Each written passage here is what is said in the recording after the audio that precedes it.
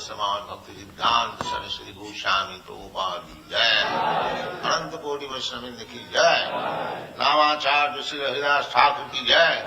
प्रेम से कहो श्री कृष्ण चैतन्य प्रभु नित्यानंद से अद्वैत गदाधर शिवास आदि गौर भक्तवृंद की जय।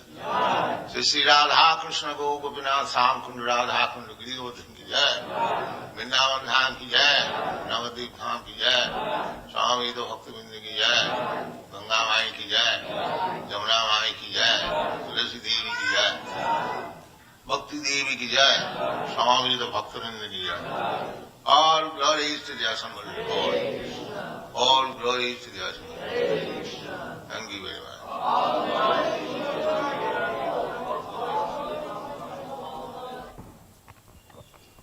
Hare Krishna, everyone. So today's morning class will be given on Srimad Bhagavatam 6:1:28 till 29.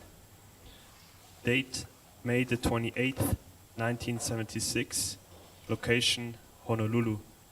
That's Srimad Bhagavatam 6:1:28 till 29 on May the 28th, 1976 in Honolulu.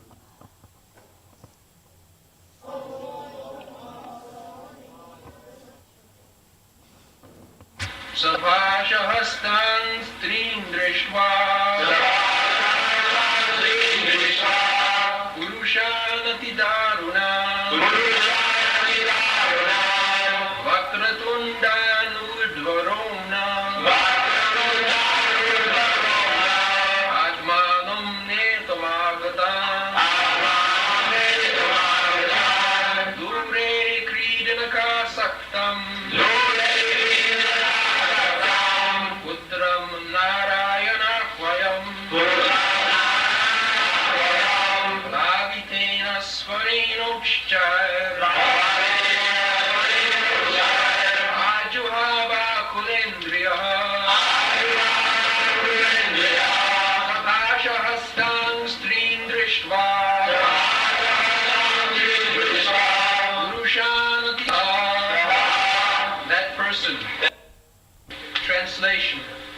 Ajamila then saw 3 awkward persons with deformed bodily features, fierce, twisted faces, and hair standing erect on their bodies. With ropes in their hands, they had come to take him away to the abode of Yamaraja.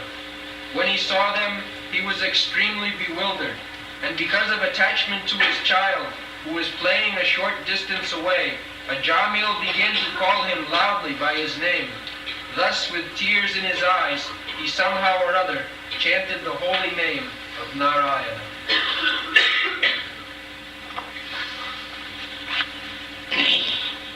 Sapashahastan strin drishtva Purushan Atidarana. So, at the time of death, there are so many disturbances.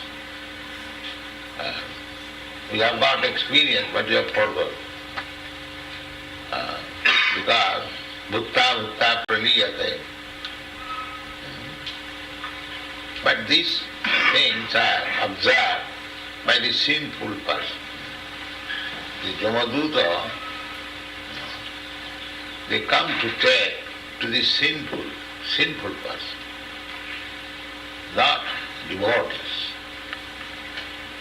Just like the whole population of the city, they are not all subjected to the prison laws. Some criminals. Similarly, this Jamaduta goes to such sinful persons. They are not all. But it is the question of Ajamila. He was so sinful that automatically the Jamadutas came and they wanted to take him. The description of the Jamaduta is there, that twisted face and very ugly looking, very fierce food, and with ropes in the hand. So naturally he was very afraid. And he was attached to his son. So naturally he wanted to call somebody to save him. So he called his affectionate son, whose name was Narayana. This is the opportunity. Krishna is so kind upon his devotee. This Ajamil was in the beginning a devotee. Later on he fell down. But Krishna, Narayan, is so kind that he gave him the dictation that you keep your son's name as Narayan, so that he will be able to call the holy name Narayana by calling his son. He was very much attached to the youngest son whose name was Narayan. So, unconsciously, he was chanting the holy name of Narayan, although he never meant that he is calling real Narayan. he is asking his son Narayan, my dear son Narayan, please come here, take your food, sit down here, play here, Narayan, Narayan, Narayan. So this was practice. This opportunity was given to Ajamila. But although he fell down from his standard of devotion and service, but he got the opportunity of chanting Narayan. Ante Narayana Smriti. And when we are afraid of something, so we chant, we call somebody who is very dear. This is very psychological. So when he was too much afraid of this Jamaduta, unconsciously he chanted the holy name of Narayan. So somehow or other he remembered Narayan. Some commentator says that when he chanted Narayana, then all his reaction of sinful life immediately disappeared and he remembered real Narayana. Because he, in his boyhood, he was trained up as a Vaishnava by his father. So, there is big comments on these incidents. Vishwanath Chakravarti Thakur has written up 3-4 pages about this. So his opinion is that as soon as he chanted the holy name of Narayan, immediately he remembered real Narayan. That this child Narayan, I am calling my child, how he will be able to save me from the hands of this Jamaduta. He remembered the Narayan, if he kindly helps me, then I can be saved. Immediately there was a response. Immediately there is a response. Jana Bapi Sparana Bhavam Tajattanti Kaleva. In the Bhagavad Gita it is said that the time of death,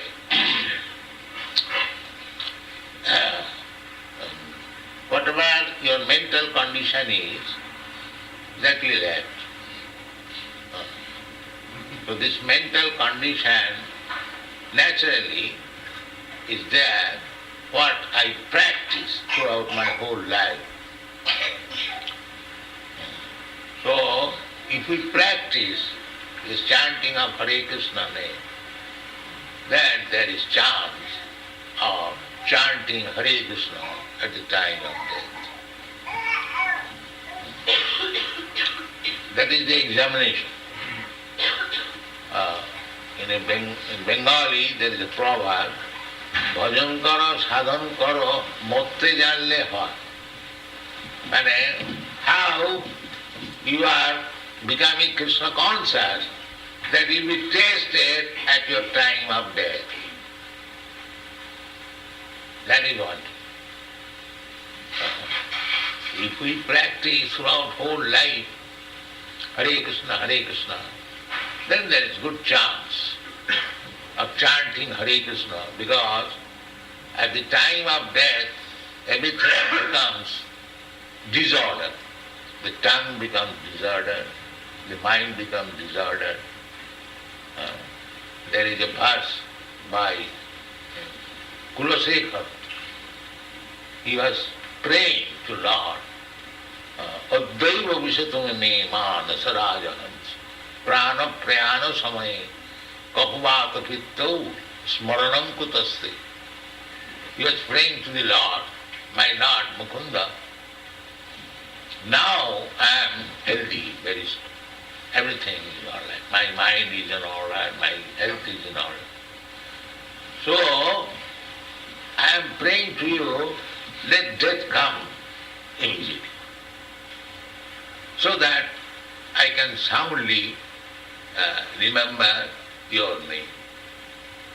Otherwise, natural death, it may be that on account of dissolution of the arrangement, physiological arrangement of the body, just like in sleep we forget everything. In sleep we forget everything. The subtle mind, intelligence work. I am sleeping in a nice bed, but mind and intelligence have taken me far away in the desert. And I am seeing I am in the desert. That is happening daily. Dream means the stock in the mind of our experience past, maybe many, many years past. But the stock is there, sometimes they come. That is dream. Just like you will find in a lake, all of a sudden, that is discussed in psychology also, how this remembrance comes all of a sudden. So the example is given, just like in a lake, all of a sudden you will find there is a bubble.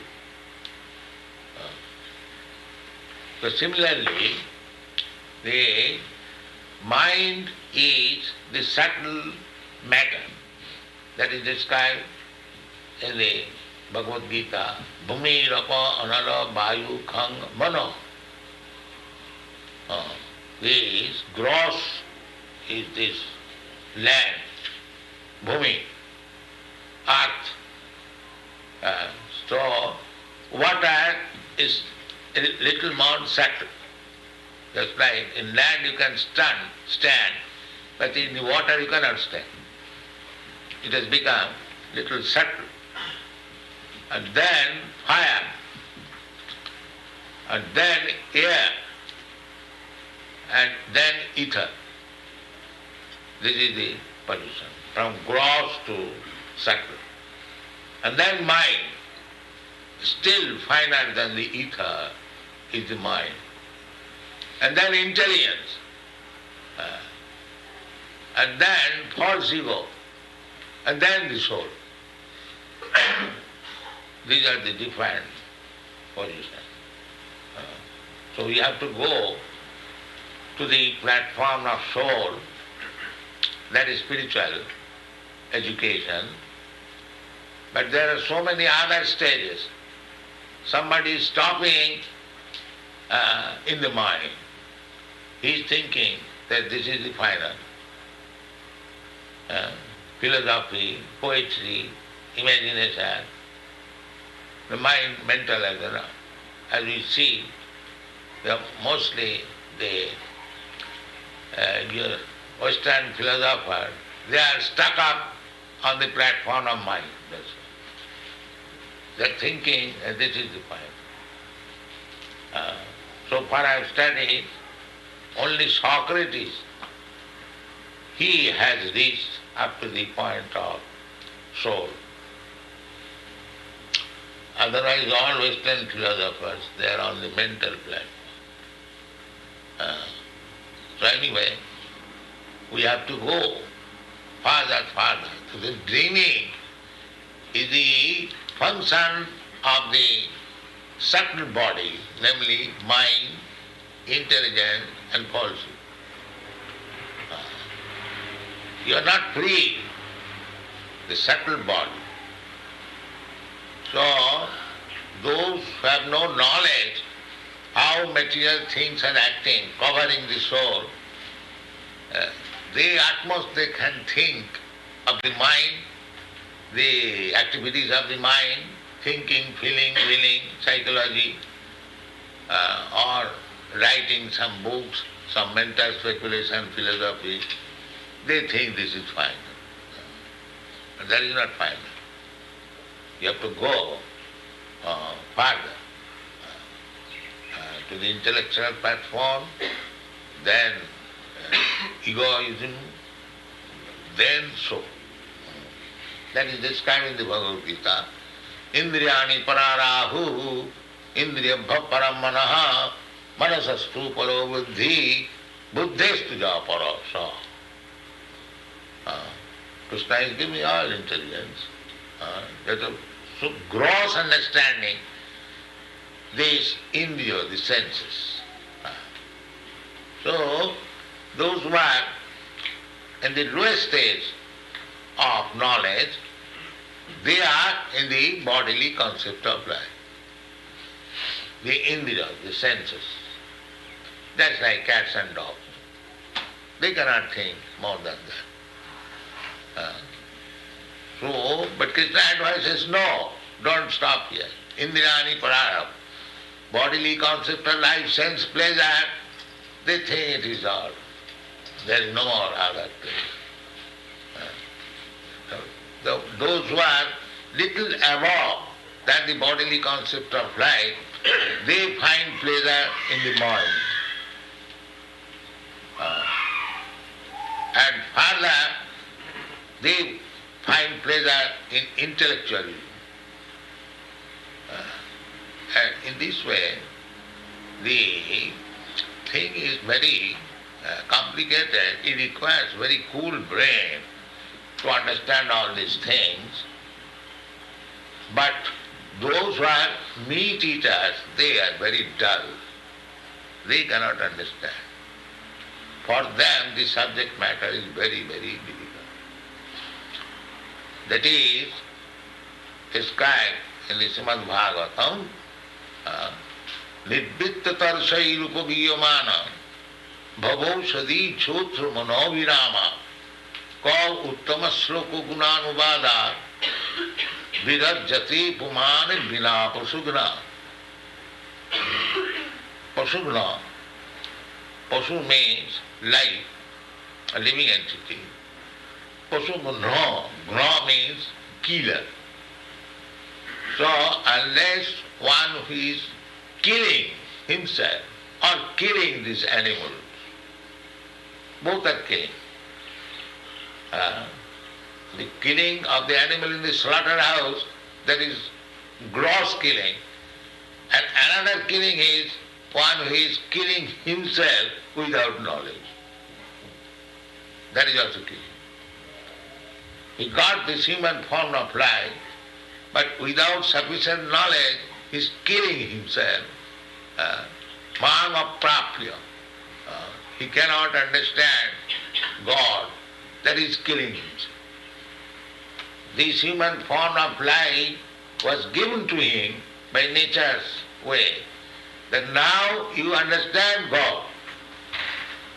But he is wasting time by surfing in the water. You see? He got the chance of understanding God. He doesn't care for that. He is unnecessarily laboring whole day in the sea so that he is developing a mentality at the time of, he'll think of swimming in the water and the subtle body will carry him to the peace journey.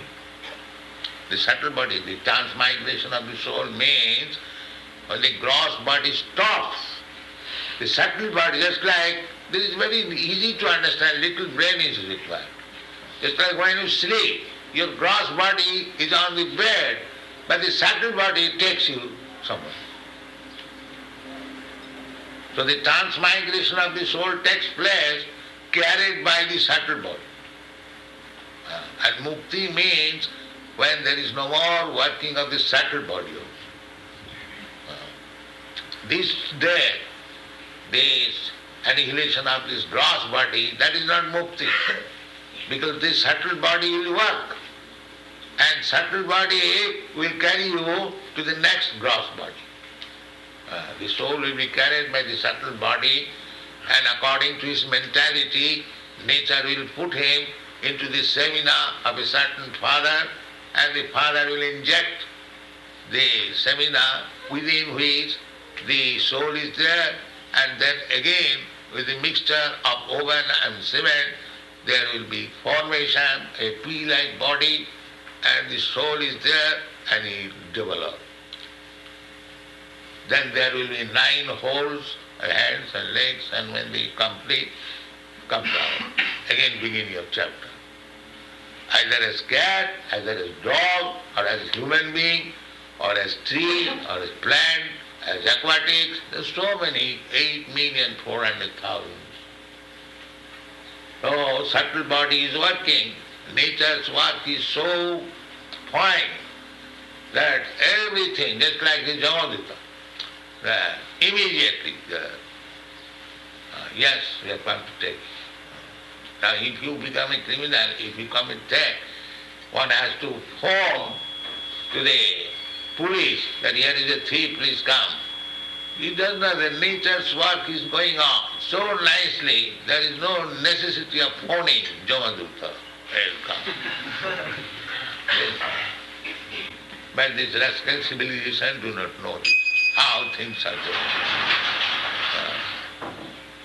So this is our whole Krishna consciousness movement is that try to understand how the laws of God is working. That is religion. Don't remain fool rascal. There are 3 stages. The stage of ignorance, the stage of passion, the stage of goodness, and the stage of transcendence. There are different stages. So, after millions of births, nature gives us this human form of life, when, if we try, we can understand in which stage I am standing. Yes. Either in the ignorance or passion or goodness. And to understand these, there are books. These books are there. So we have to study. That Chaitanya Chaitamrita says, Anadi Bahinmok Jeev Krishna Bhuli Gela, Ataev Krishna Veda Purana Karila. The Vedas, this knowledge, for whom? Is it for the cats and dogs? No, they cannot read, they cannot understand.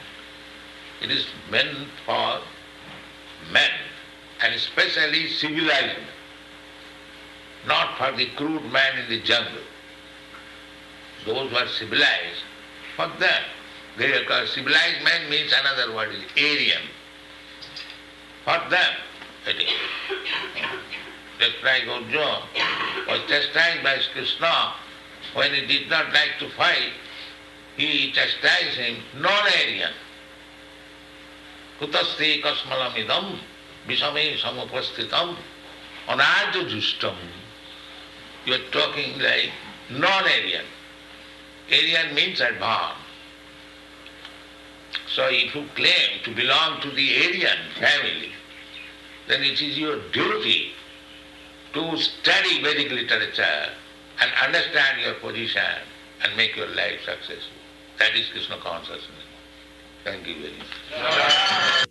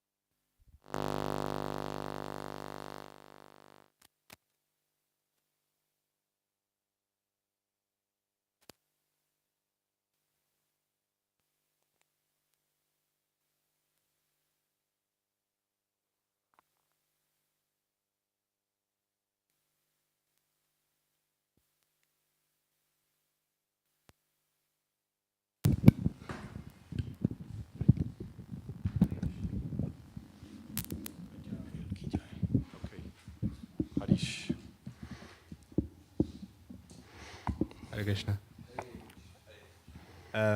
Prabhupada made this one point about killing oneself. He quoted a verse, but he also said one who doesn't have knowledge, someone who's in this human form of life but doesn't receive any transcendental knowledge, that's the same as killing themselves. Yeah, he said killing animals or killing oneself by not acquiring knowledge. This verse is in the first introduction to Krishna book. Prabhupada quotes it, but he doesn't give the translation. You should all know this verse. Nivrittata se rupagiya madad. It's from the first chapter of the 10th canto. That this knowledge, Krishna consciousness, is conveyed from guru to disciple in disciplic succession. And it's full of the glories of Krishna. And one who does not listen to the glories of Krishna is a condemned person. He'll have no taste. A meat eater or a person who doesn't want knowledge is condemned to have no taste in these topics of Krishna, the glories of Krishna. Good. Anybody else? Miss Mataji?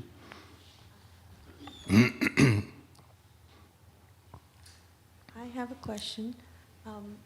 Did Narayan's dad went to heaven in spite of doing so much of sin?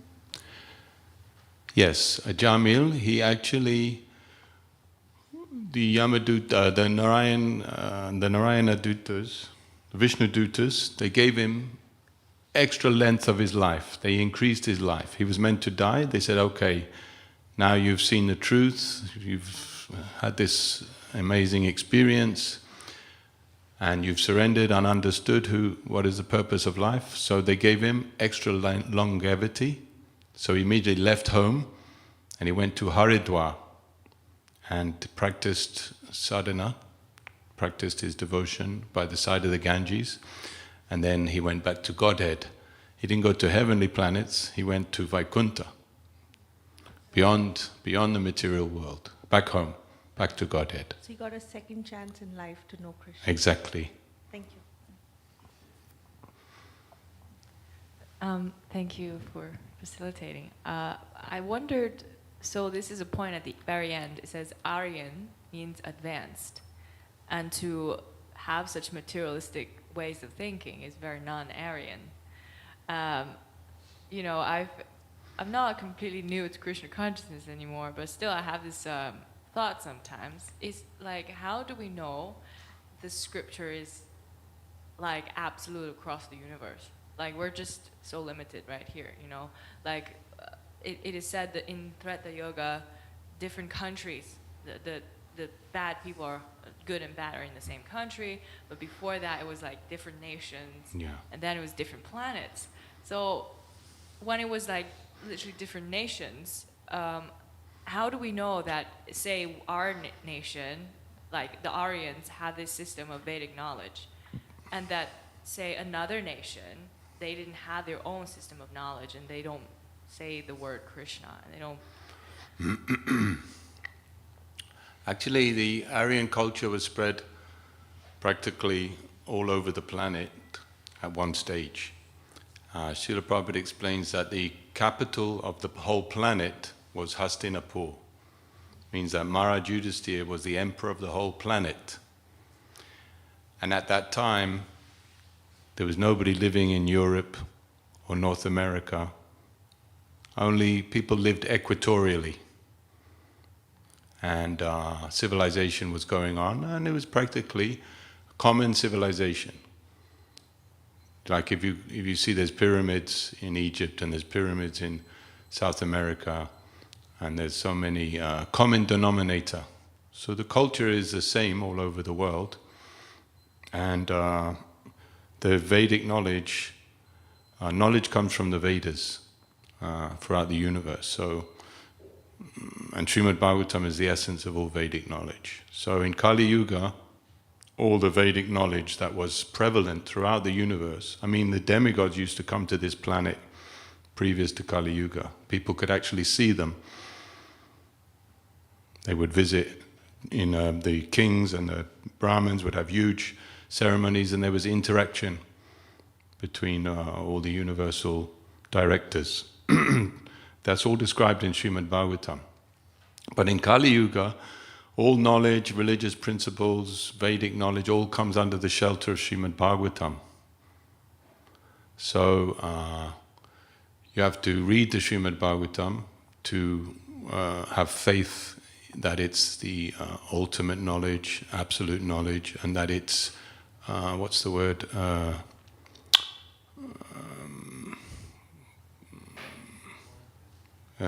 Relevant for every living entity.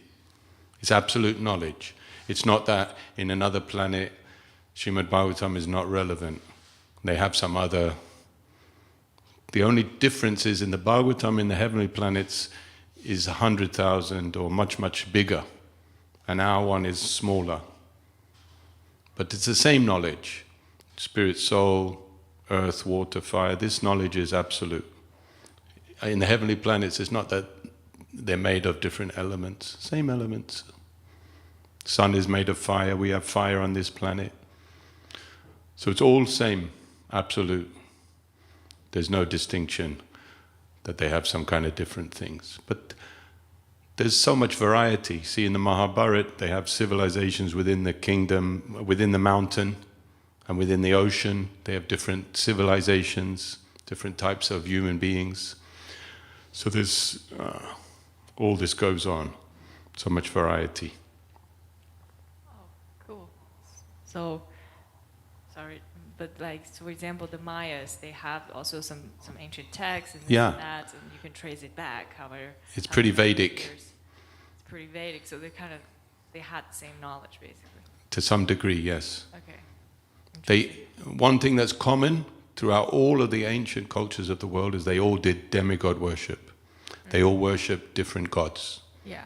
This is common. Yeah, that's true. Haribo. Thank you. Narayan. I bet you're going to ask a technical question. I'll try. Well, I actually got a question Yeah. for Coco. That's your name, Coco? Very nice. You mentioned this thing about in Satya Yuga, demigods, demons and devotees are on different planets, and they trade to them in different countries, and so on. And in the Kali Yuga, they're within each person, both, right? I've heard that several times, and several devotees have come to me before and asked me, where's the evidence for this within Prabhupada's books? And we actually can't find it. So I'm wondering, where did you get it from, this information? Because I heard it too, but I can't trace it to anything that we follow in our line.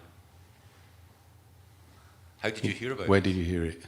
Do you remember? I was in a Bhagavad Gita live class and the teacher said it. Yeah, okay.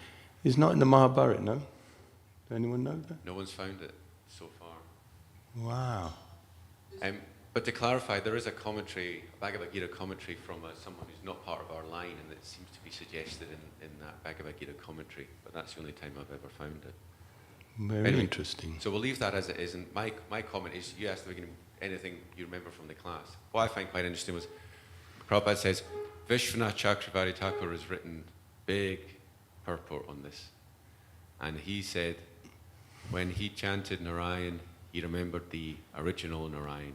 So that's kind of interesting. So, although it's kind of Namabas, at the same time, it seems to be more than that because he's remembering the original Narayan. So there's something extra going on there. So it's interesting to contemplate these things. Thank you. Yeah, I think there's it's a succession. So he chants Namabas. Why is it Namabas? Because he's not chanting for liberation. He's not chanting for a material purpose. He's not chanting Narayan to get free from sin. He's chanting completely innocently. Namabas. He's just calling his son in fear. There's no material motivation in his utterance of the holy name of Narayan.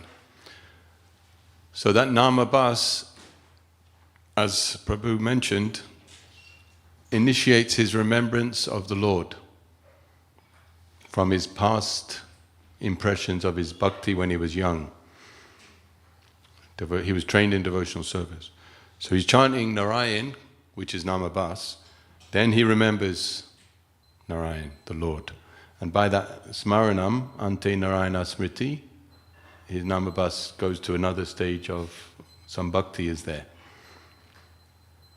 And then he offers prayers to the holy name, actually the Vishnu Dut has disappeared, but he offers prayers, Ajamila. Says, who am I compared to the holy name, etc. So he becomes realized to some degree in bhakti yoga. So it's not immediately bhakti, it's immediately namabas.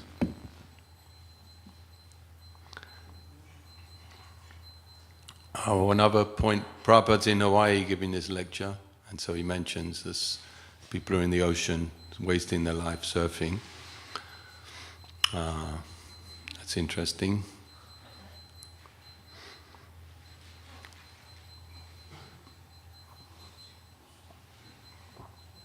In the lecture, Prabhupada, he talks about Western philosophers, and he says, they're all on the mental platform. Then he gives the exception of Socrates. He says he's on the platform of the soul. So that's interesting. I heard a different lecture where Prabhupada described it as all the Western philosophers are on the mental platform, but Socrates was Brahman realized. So he likes to separate Socrates from all the others. Yeah. And it's presumably because Socrates was happy to take the hemlock and kill himself because he realized he wasn't the body. Yeah. You know the story, Socrates was forced by the authorities to take hemlock poison, but he was completely unafraid. Oh yeah. But he was free from fear. Enforced. Yeah. There was some intrigue. He had to do it. Socrates. Dialectic spiritualism, there's this book, it's a series of conversations that Prabhupada had with Shamasundar over many years. And because Shamasundar was a philosopher student, so was Hayagriva, he was involved in the book. So you can read that, and Prabhupada goes through all the Western philosophers, and their good points, bad points, mostly. He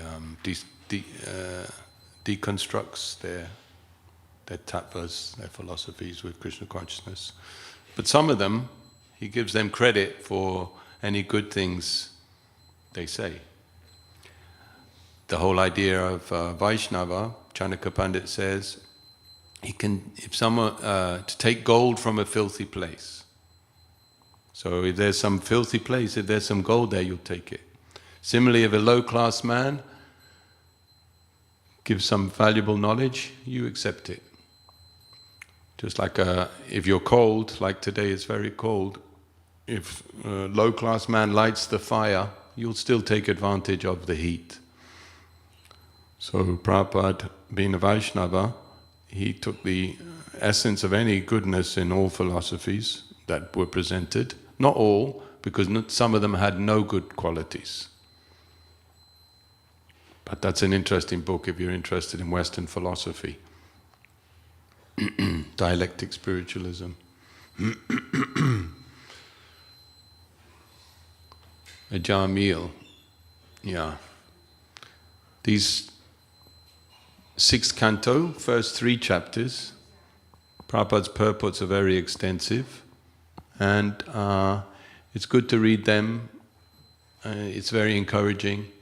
And one thing Prabhupada says in those purports, he says, even if you practice Krishna consciousness for a little time only, then you leave, still you get a lot of benefit.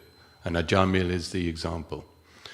So Prabhupada was like very magnanimous. Come, stay 5 years, stay 10 years, you can't do it anymore, still you get so much benefit. So if you've got the enthusiasm to do it as much as possible, and it's all beneficial.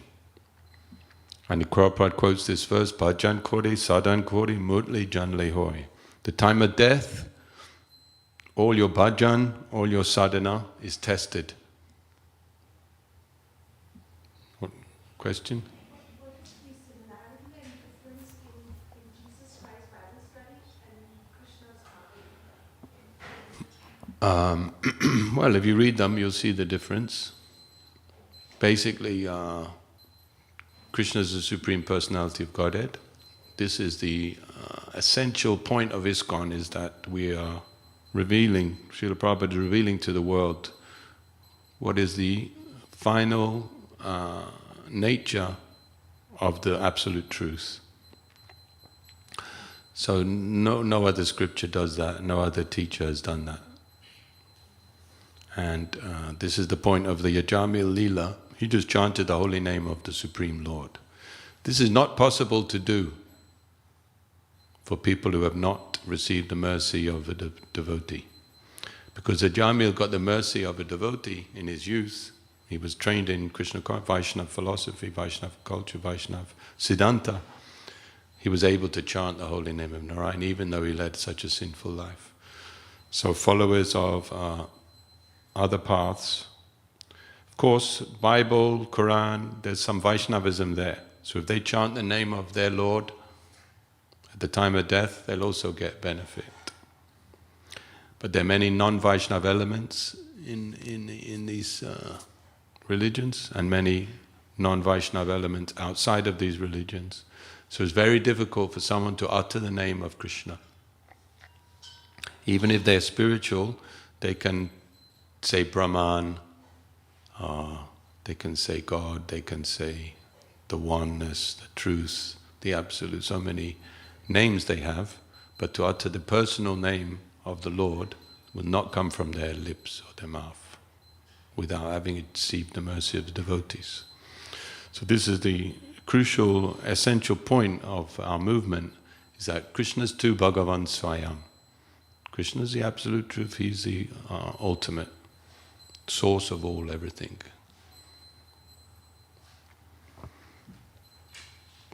Krishna is tu Bhagavan Swayam. Hey, you're late, Prabhu.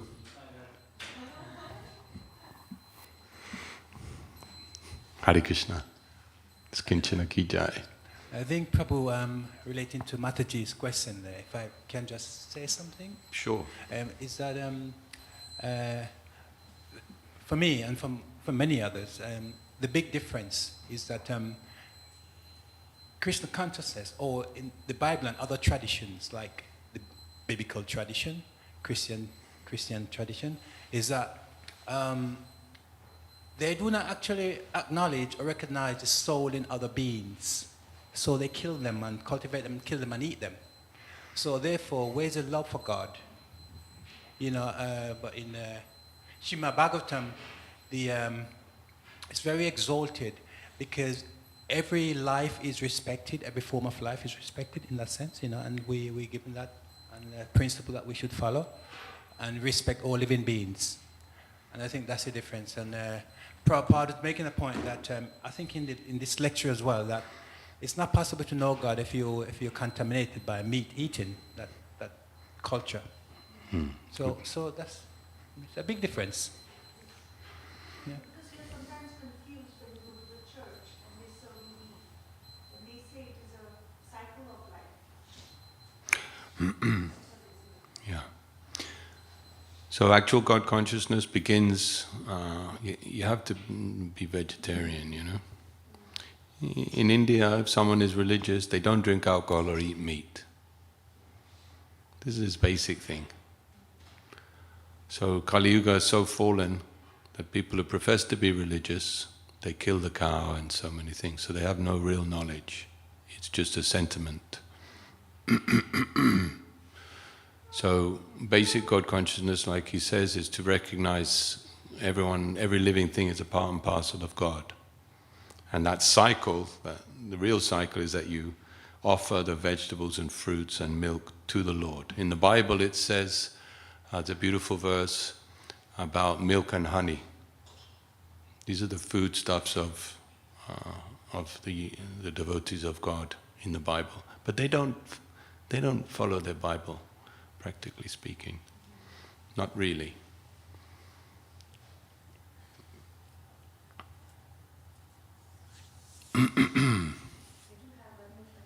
Go on. No, please. We're here for you. When you describe that Narayan's dad, when he died, innocently he worshipped Narayan.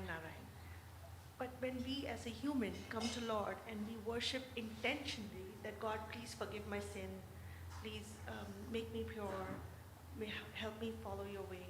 If you're doing that intentionally, it doesn't count? That's my question. So No. does that make me selfish? No, it counted much. Yeah, you have to have that intention. Intention is to love God. This is the goal of all religion. Mm-hmm.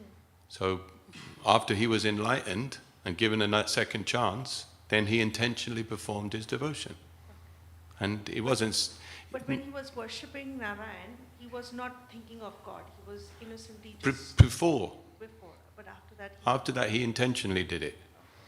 And Natevadu sva atakatim hi Vishnu, he understood what is the goal. The goal is to love Krishna, love God, love of Godhead. So if you begin any path, any activity, any practice with the goal in mind. So unless you have a clear goal, just like religion, dharma, projita, they are praying to God, but they want wealth and nice family, nice money, nice house. They're not really want to love God. They're not living their life with this goal in mind every day, daily. So therefore, what is there? What is it? It's just materialism. Okay, so you have to be intention, yes. This is a question for almost everyone. I mean, I hear Prabhupada talk about being on the mental platform, on the mental.